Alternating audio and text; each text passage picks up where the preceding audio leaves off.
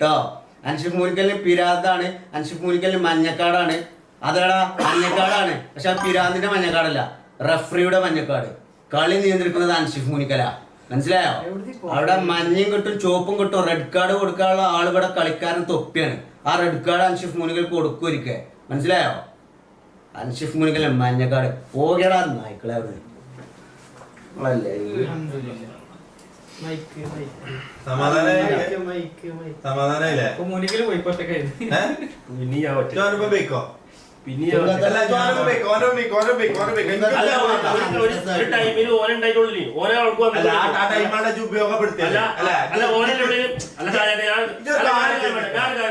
ഓനല്ലേ ഉള്ളിനി ആ ടൈമിൽ അവിടെ എത്തുമ്പോ ഈ അൻഷിഫ് മൂലിക്കൽ ഓൻ പറയണ കാര്യമില്ലേ, കുറച്ച് കാര്യങ്ങളല്ലേ.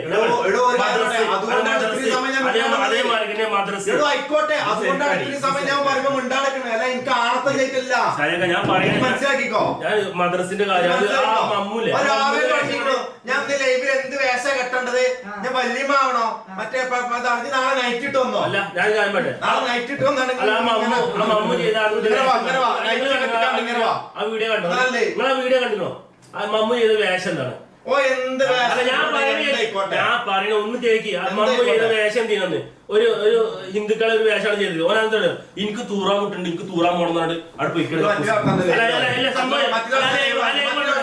ഇതിൽ കാണുന്ന